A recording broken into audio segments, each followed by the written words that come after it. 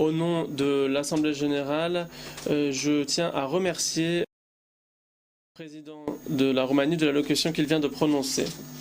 L'Assemblée va entendre une allocution de son Excellence Félix Antoine Tshisekedi Tshilombo, président de la République démocratique du Congo. Je prie le protocole de bien vouloir accompagner son Excellence et je l'invite à prononcer son allocution.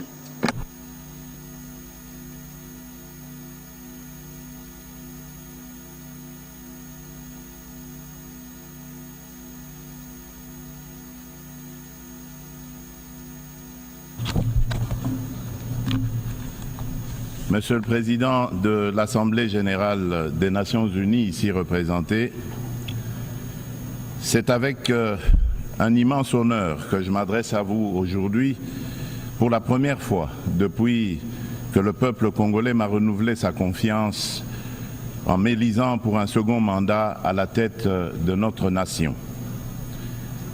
Ayant eu l'occasion de prendre la parole devant vous par le passé, je suis particulièrement ému de pouvoir le faire à nouveau en ce moment significatif pour notre pays. Je tiens à féliciter M. Philémon Yang pour son élection à la présidence de cette 79e session, de même que je rends hommage à vos prédécesseurs pour leur engagement constant au service de cette institution. Le thème de cette session, ne laisser personne de côté, agir ensemble pour faire progresser la paix, le développement durable et la dignité humaine pour les générations futures, résonne particulièrement avec nos aspirations en République démocratique du Congo. Monsieur le Président, Monsieur le Secrétaire général des Nations unies, Mesdames et Messieurs les chefs d'État et de gouvernement, Mesdames et Messieurs les chefs de délégation, le multilatéralisme et le respect d'un système mondial basé sur des règles ont été des piliers essentiels pour soutenir la paix, la sécurité, la santé, la prospérité à travers le monde depuis près de 80 ans. Les Nations unies incarnent ces valeurs fondamentales et demeurent un acteur incontournable face aux défis majeurs que l'humanité doit surmonter, qu'il s'agisse de garantir la sécurité, de maîtriser le changement climatique ou de lutter contre la pauvreté. Cette réalité nécessite une coopération multilatérale renforcée. Cependant, le noble idéal des rédacteurs de la Charte des Nations unies, celui de servir d'instrument par lequel tous les pays régulent leur comportement, semble s'effacer. Le socle de la sécurité collective qu'elle a établi vacille.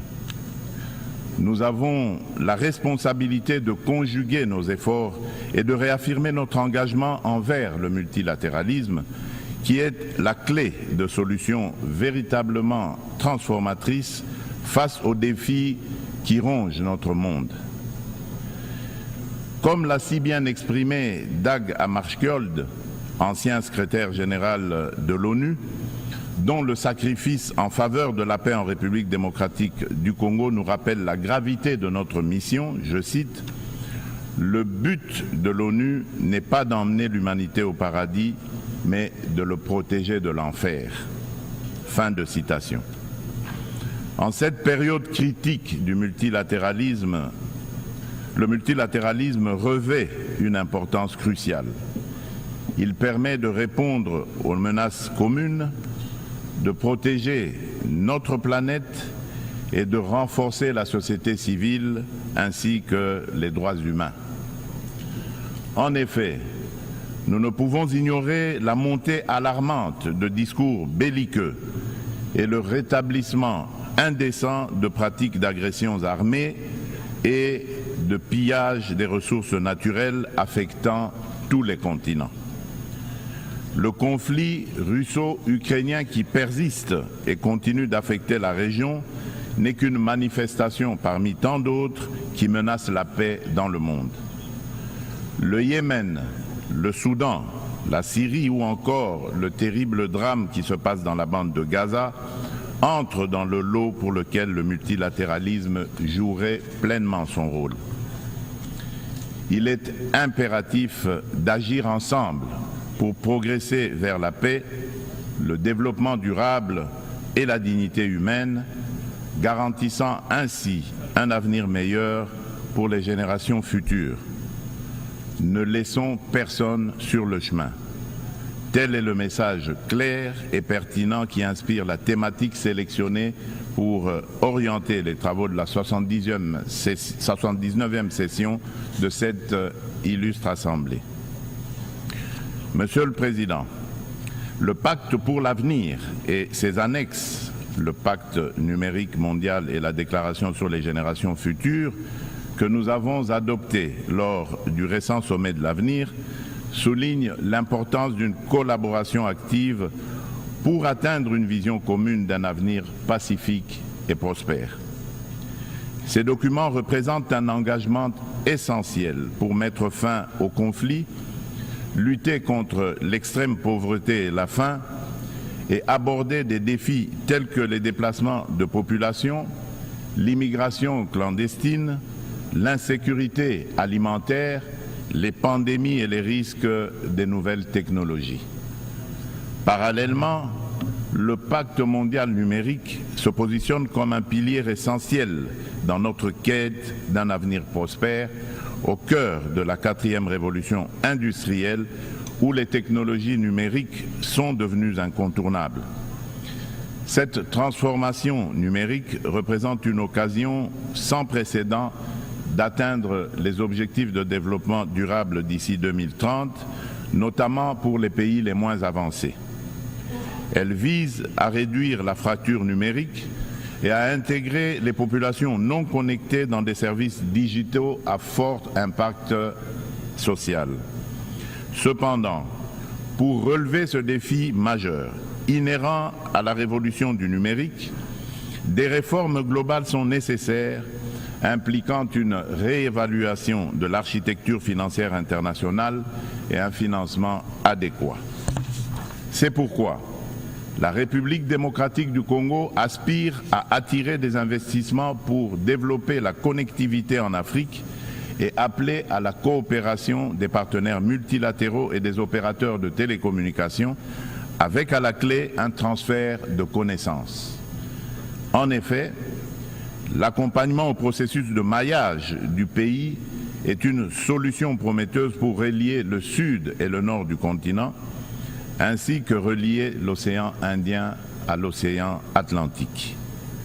Cela comprend la formation de partenariats viables autour du projet hydroélectrique du Grand Inga qui vise à répondre à la demande énergétique croissante de notre continent, exacerbée par la prolifération des objets connectés. De plus, il est essentiel de renforcer la traçabilité des minerais stratégiques, indispensables aux équipements technologiques, afin d'assurer une exploitation responsable et durable de nos ressources. Par ailleurs, la pleine participation et l'engagement des jeunes, tant des filles que des garçons, sont également primordiaux pour bâtir une société durable et inclusive. Ce principe constitue le fondement de la Déclaration sur les générations futures, soulignant notre responsabilité envers les générations à venir et l'importance des décisions qui garantissent leur épanouissement. Pour l'Afrique, sa jeunesse représente un atout majeur pour sa prospérité future. Investir dans l'éducation, notamment dans les domaines STEM, sciences, technologies, ingénierie et mathématiques, et créer des environnements propices à l'innovation est crucial. Il est essentiel de remédier à la déconnexion entre une population jeune en forte croissance et le marché de l'emploi, en fournissant les compétences nécessaires à leur intégration. Monsieur le Président, la situation dans l'Est de la République démocratique du Congo est particulièrement préoccupante. La résurgence du groupe terroriste du M23, soutenu par le Rwanda, a provoqué une crise humanitaire sans précédent avec près de 7 millions de déplacés internes. Cette agression constitue une violation majeure de notre souveraineté nationale. Nous appelons la communauté internationale à condamner fermement ces actes et à imposer des sanctions ciblées contre le Rwanda pour son rôle déstabilisateur et néfaste. Nous exigeons le retrait immédiat et inconditionnel des troupes rwandaises de notre territoire. Bien que les récentes initiatives diplomatiques telles que les pourparlers de Luanda soient encourageantes, elles ne doivent aucunement occulter l'urgence de cette action essentielle. La République démocratique du Congo s'engage activement à établir une paix durable dans l'Est du pays et à promouvoir le développement économique ainsi que le bien-être social des communautés meurtries par ce conflit armé. Elle ne ferme cependant pas la porte à toute opportunité qui l'amènera à cette paix tout en n'aliénant pas sa souveraineté, encore moins son intégrité territoriale. Dans cette optique, elle est résolument engagée dans la mise en œuvre de la feuille de route adoptée dans le cadre du processus de Luanda, que je soutiens fermement, qui promeut un dialogue de haut niveau visant à restaurer la confiance entre la République démocratique du Congo et le Rwanda, tout en minimisant le risque de crise sécuritaire actuelle, que la crise sécuritaire actuelle ne dégénère en conflit régional. En outre, mon pays demeure ouvert à toute autre initiative de nos partenaires qui concourrait à l'atteinte de cet objectif noble de paix. La République démocratique du Congo réaffirme sa ferme volonté de garantir une paix durable. Sous mon impulsion, nous sommes résolus à poursuivre la mise en œuvre du programme de désarmement, démobilisation, relèvement communautaire et stabilisation, le PDDRCS en sigle, clé de notre stratégie nationale pour désarmer, démobiliser et réintégrer les combattants en leur offrant des perspectives économiques viables et durables, tout en stabilisant les zones touchées par les conflits. En assurant une transition post-MONUSCO, nous priorisons essentiellement le rapatriement des combattants étrangers. Le PDDRCS est un levier crucial pour la paix en République démocratique du Congo et j'invite nos partenaires et amis à le soutenir. Par ailleurs, des milliers de victimes du génocide pour des gains économiques en République démocratique du Congo, en abrégé Génocost, continuent de subir les conséquences dévastatrices d'un passé marqué par la violence et l'impunité. Reconnaître et traiter les effets de cette stratégie est crucial pour favoriser le rétablissement et la reconstruction des communautés touchées. Au-delà de l'aide humanitaire immédiate, une approche à long terme, centrée sur la justice, la réconciliation et le développement durable est essentielle pour permettre aux victimes de se reconstruire et de retrouver une vie digne. C'est pourquoi le gouvernement de la République démocratique du Congo a décidé d'institutionnaliser la journée du 2 août, journée du Génocost, dédiée aux victimes des crimes odieux perpétrés par des rebelles soutenus par des multinationales et des États de la région.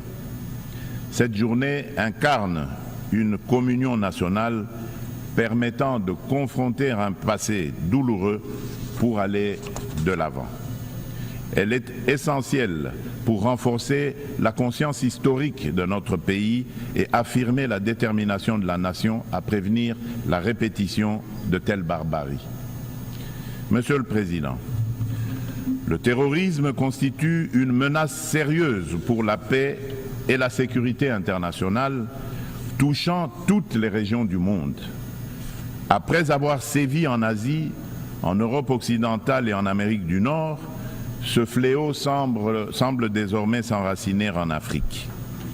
En tant que membre de la coalition mondiale contre l'État islamique, la République démocratique du Congo exhorte les Nations unies à intensifier leurs actions pour mettre en œuvre les recommandations de cette organisation, notamment dans le cadre du processus d'Aqaba.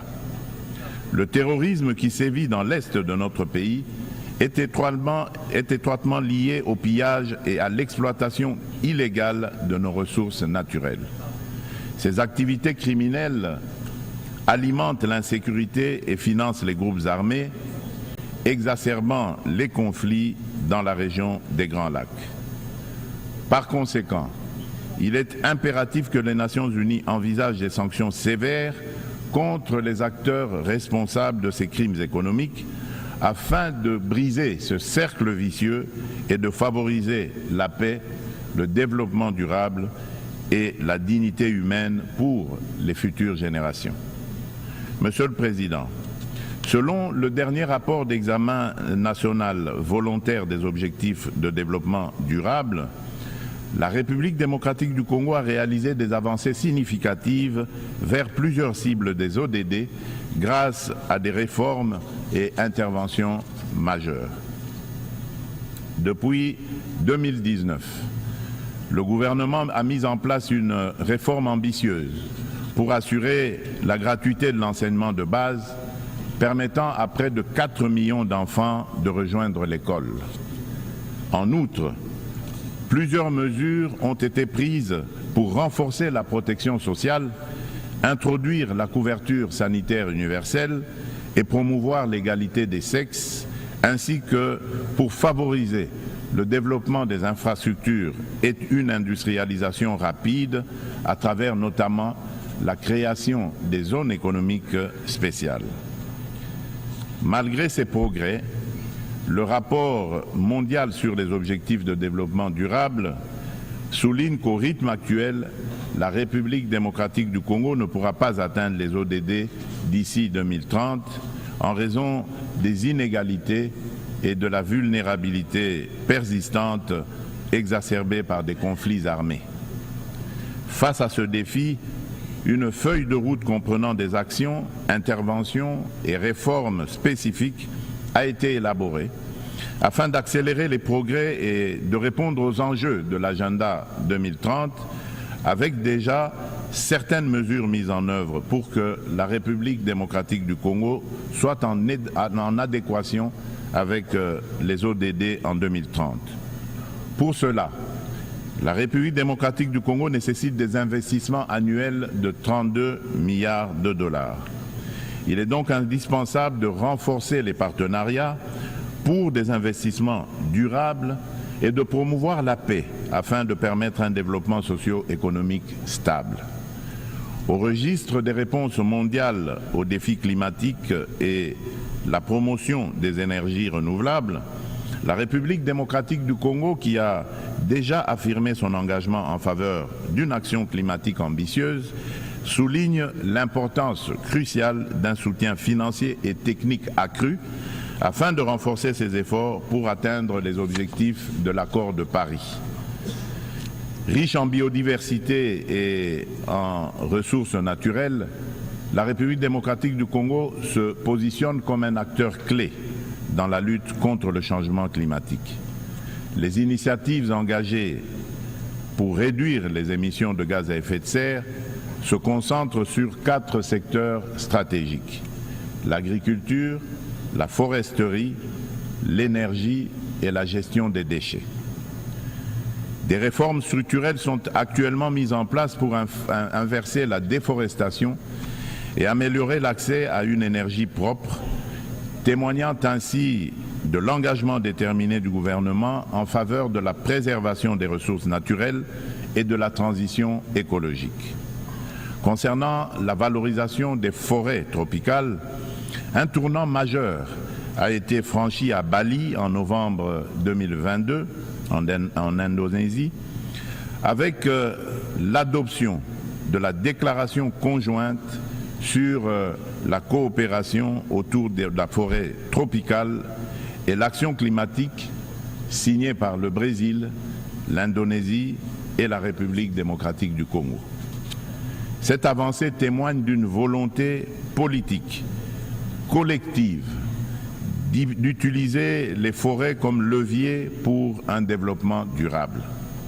L'Alliance trilatérale pour la coopération sur les forêts tropicales, créée à cette occasion, constituera un cadre pour relever les défis liés à la biodiversité et proposera des solutions pour les marchés de crédit carbone, tout en veillant au respect des droits des peuples autochtones. Par ailleurs, dans le cadre des enjeux liés à l'environnement et au réchauffement climatique, il est essentiel de souligner la tenue du deuxième sommet des 3 grands bassins forestiers tropicaux du monde, à savoir l'Amazonie, le Congo et le Bornéo-Mékong, qui s'est tenu du 26 au 28 octobre 2023 à Brazzaville, en République du Congo. Cette initiative africaine, portée par le président Denis Sassou Nguesso, vise à mettre en œuvre, dans le cadre de la décennie des Nations Unies pour la restauration des écosystèmes, la première coalition mondiale dédiée à la restauration de 350 millions d'hectares d'écosystèmes terrestres et aquatiques. Ces forêts constituent un rempart indispensable contre le changement climatique. Face à des problèmes clairement identifiés et à des solutions à portée de main, il est crucial d'agir de manière concrète. Les bassins amazoniens, congolais et de Bornéo-Mékong abritent plus de 80% des forêts tropicales et jouent un rôle crucial dans la lutte contre le changement climatique, tout en fournissant des services écosystémiques vitaux. Il est donc impératif que l'amélioration des conditions socio-économiques des communautés locales qui jouent un rôle clé dans la préservation de ces forêts soit placée au centre des priorités de la gouvernance mondiale. Pour sa part, la République démocratique du Congo met en place des instruments juridiques et des dispositifs institutionnels visant à renforcer sa position sur le marché mondial du carbone, tout en restant ouverte à des partenariats en conformité avec l'accord de Paris et ses lois internes. La prise de conscience croissante des défis liés à l'instabilité climatique et à l'épuisement des ressources naturelles, souvent à l'origine de conflits armés, souligne l'urgence d'agir sur ces problématiques. Il est donc primordial de reconnaître le lien entre changement climatique, dégradation environnementale et sécurité, afin de favoriser des actions proactives qui atténuent ces risques par le biais de pratiques durables. À cet égard, nous appelons le Conseil de sécurité à établir des mécanismes internationaux intégrant les questions de sécurité climatique dans leurs discussions. Monsieur le Président, face à un défi énergétique majeur, le monde fait face à un défi énergétique majeur. Les systèmes basés sur les combustibles fossiles sont responsables d'importantes émissions de gaz à effet de serre, exacerbant le changement climatique.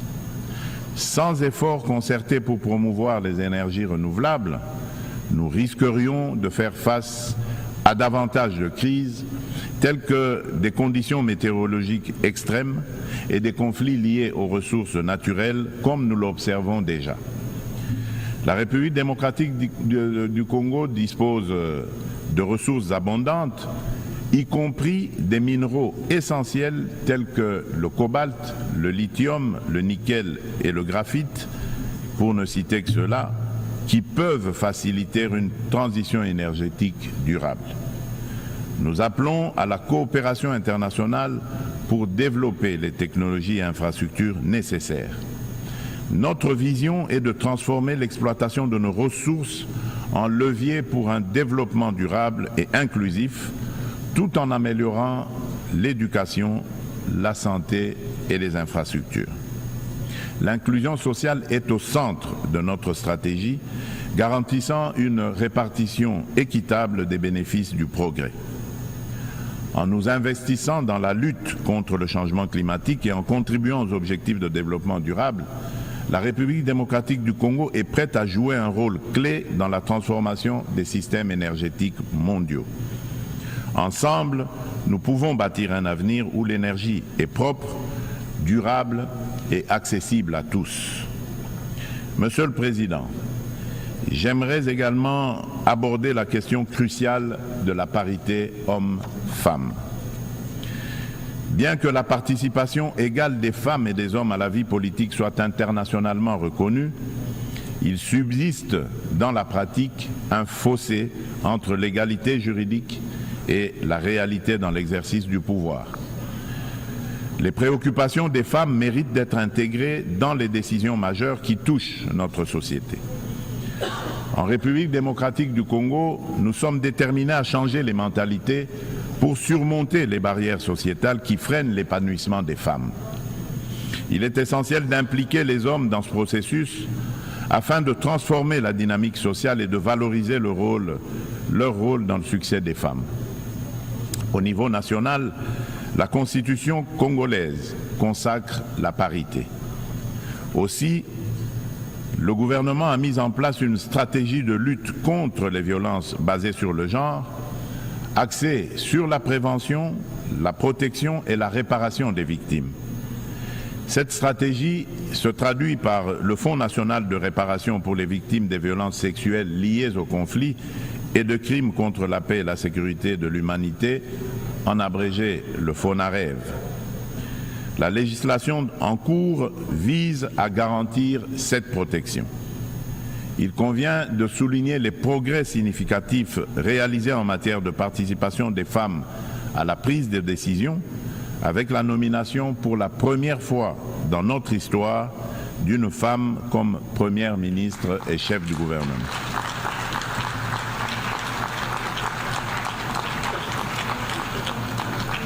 Nous assistons également à une présence accrue de femmes dans les instances gouvernementales ainsi que dans le Parlement et le système judiciaire, illustrée par la nomination de femmes au poste de premier président du Conseil d'État et à la tête de la Banque centrale du Congo.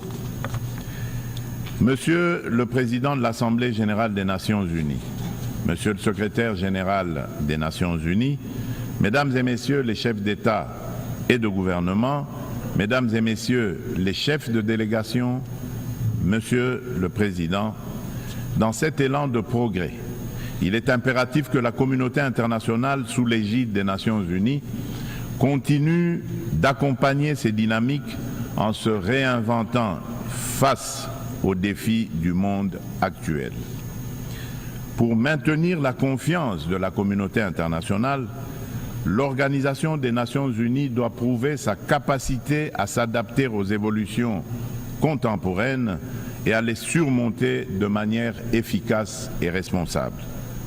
Il est impératif de redynamiser le multilatéralisme par des réformes ciblées de la Charte des Nations Unies, touchant des questions clés telles que le Conseil de sécurité, le droit de veto, le chapitre 7 et le recours à la force. Néanmoins, cela ne suffira pas. La coordination et la coopération entre les différentes institutions et agences des Nations Unies doivent également être renforcées. De nombreux enjeux globaux sont souvent abordés de manière redondante dans différents forums, parfois sous des angles contradictoires, tandis que d'autres problématiques restent entièrement négligées, chaque bureaucratie internationale cherchant à défendre son existence propre. À cet égard, tout en saluant l'appui des États-Unis, je réitère avec fermeté, au nom de l'ensemble des pays africains, la requête de création de 2 sièges permanents au Conseil de sécurité des Nations Unies pour les pays africains.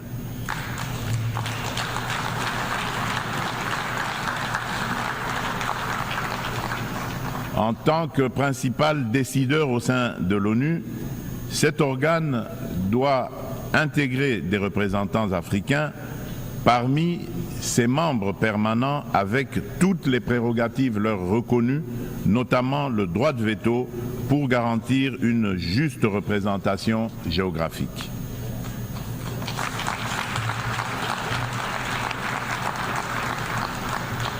Il s'agit là d'une question de justice pour un continent dont le rôle dans les affaires internationales ne cesse de croître. Nous, Africains, tenons cette exigence avec la plus grande détermination.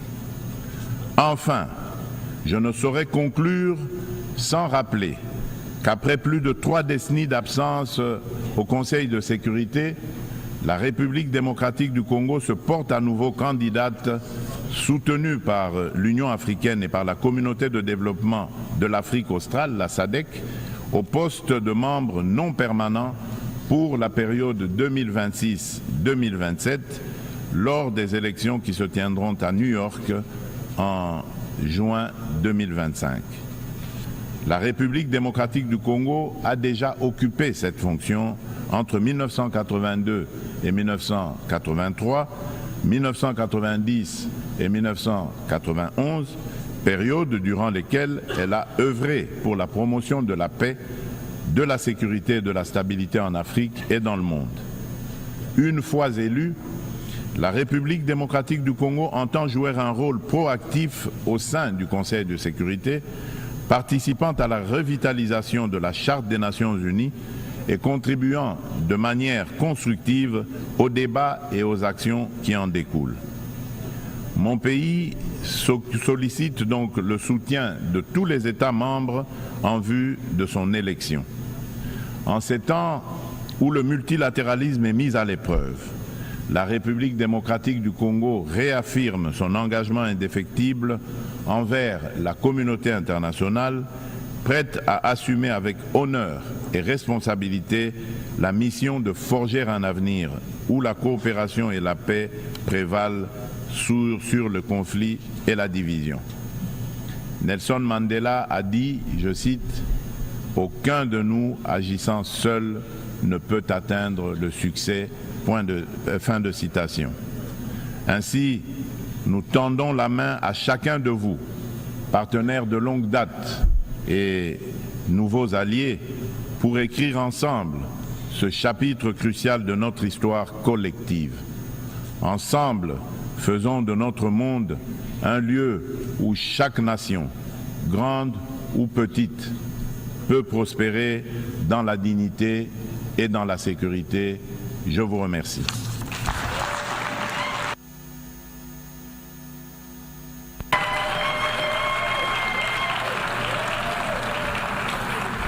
On behalf of the Assembly, Au nom de l'Assemblée générale, je tiens à remercier le président de la République démocratique du Congo de l'allocution qu'il vient de prononcer.